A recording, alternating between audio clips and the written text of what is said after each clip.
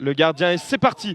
Babacar Niang qui oublie un petit peu ce ballon là dans le rond central. Il vient s'enfermer contre cette barrière de la zone A. Et pour le ballon et pour Yvan Wanji qui décale sur sa droite dans la zone C pour Fred Villeroux. France-Japon, la petite finale de ce tournoi Grand Prix de France 2023. La combinaison Kawamura qui a le ballon, le numéro 10, il va revenir. Il est désormais sur la droite, il est excentré. Il a tenté une frappe, mais il a frappé tout droit. C'est passé 2 mètres à droite. Début de Benoît Chevreau qui envoie une longue balle qui a touché le dos de Fred Villeroux. Et on a touché le mur du côté des deux joueurs. C'est finalement Villeroux qui a le ballon, qui perce sur la droite. Il est désormais dans la zone B. Il va passer dans l'axe. Il va retourner sur la droite. Il est dans la surface. Il est accroché dessus au niveau de l'épaule par Roberto Izumi Sasaki. Pas de faute. Le Stuart Swinton était très bien placé. Et le ballon retourne dans les mains de Kamiyama qui peut relancer sur sa droite. Premier coup de chaleur dans cette partie pour la France.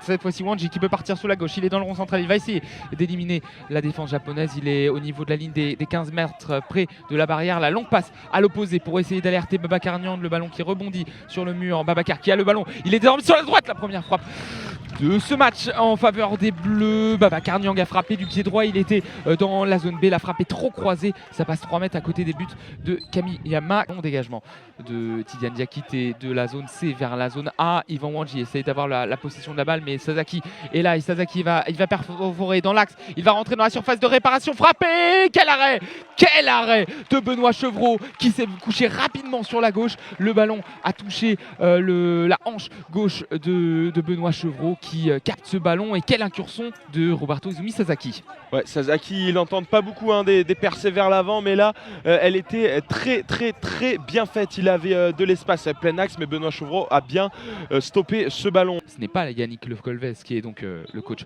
principal pour ce match, c'est Manuel Morandriado. Le corner a été joué, on a décalé. Yvan Wanji qui a frappé avec son pied droit au premier poteau. Et superbe arrêt de Kamiyama qui s'est vite couché au sol. Ce ballon partait dans le coin en bas à gauche du but japonais. Et Kamiyama a sorti un arrêt réflexe somptueux.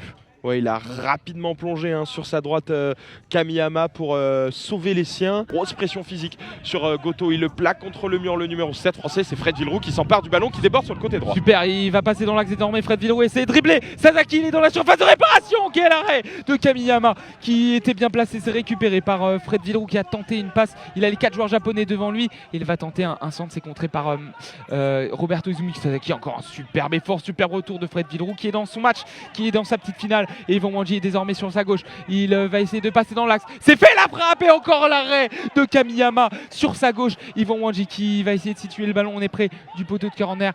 4 minutes 49 à jouer. Il va repasser dans l'axe. Kawamura, on est toujours dans la zone B contre ce mur. Les Français qui viennent de mettre une énorme pression là avec la double parade de Kamiyama et les Japonais qui se dégagent sur Goto dans la zone D, l'aile droite de leur attaque. Mais Tidiane Diakité, la tour de contrôle qui s'empare de ce ballon, qui va jouer les offensives. Tidiane Diakité, il s'est un petit peu précipité, il a voulu frapper rapidement du pied gauche. Ballon trop croisé qui file à 1 mètre du but de Kamiyama. Villeroux qui rentre dans sa surface, qui essaye de contourner les Japonais, c'est fait. Il va essayer de passer dans l'axe, il est dans le rond central, il va essayer de dribbler Sasaki, mais il est vraiment bien placé à chaque fois. Le numéro 3 japonais, Villeroux qui va se battre pour récupérer cette balle. Il est sur la droite dans la zone D, il va tenter une frappe tout droit, ça sera à droite des buts d'Izumi, 2 mètres à droite, et le japonais qui peut relancer. Mais il y a 2 japonais autour du ballon. Le bon pressing de Tidiane Diakité qui va récupérer cette balle sur la droite, il est dans la surface, il va tirer et c'est arrêté. Mais attention, il y a un cafouillage dans la surface et on a tenté de tirer cette balle. Khalifa Yume qui a tapé finalement dans le joueur japonais, le gardien japonais qui est au sol. Faute donc signalée, coup de sifflet des arbitres. Diakité qui va s'excuser. Oh, incroyable, on était dans la surface de réparation. Le ballon qui a été arrêté par le gardien japonais qui s'est étendu de tout son long sur sa droite pour avoir ce ballon, et un coéquipier Sasaki a touché cette balle. Du coup il a perdu la possession. Le Chilicois qui est désormais dans la surface de réparation, et encore une fois Sasaki qui défend bien. Sasaki qui est au sol, qui essaie de tacler cette balle.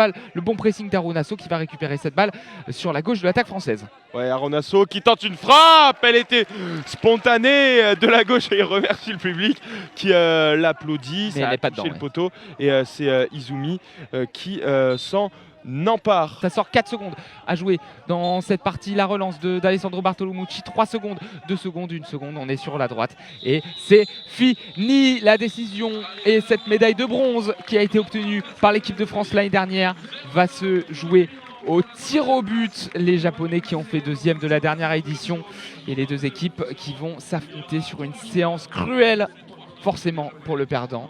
Pour Babacar Niang qui touche une dernière fois ce ballon, le coup de sifflet, il prend son élan, Babacar Niang la frappe, c'est petit filet sur sa gauche, Babacar Niang à terre, et les Français qui ouvrent le compteur de cette séance de tir au but. Babacar Niang, il a célébré d'un point rageur en direction du public. Le canonnier a encore frappé, il a vraiment un sang-froid exceptionnel. Babacar Niang, lui qui a mis tellement de coups francs, de pénaltys importants dans sa carrière avec les Bleus. Là, il ouvre le score et désormais, c'est Sonobe qui va se présenter. Il avait loupé son pénalty l'année dernière contre le Brésil. Il a le pied sur le ballon. Sonobe, la frappe et ce poteau rentrant sur la gauche, imparable, inarrêtable. Il a tiré du pointu avec le pied droit. C'était à mi-hauteur, même en lucarne sur la gauche, ça touche le poteau et ça rend très bien tiré ce pénalty de Sonobe. Ouais, c'est frustrant pour Alessandro Bartolomucci qui prenait beaucoup de place dans la cage, un petit peu de réussite, mais il est bien tiré ce penalty. Kenya Izumi lève les bras en l'air. Allez Tidiane, la frappe du gauche et c'est arrêté.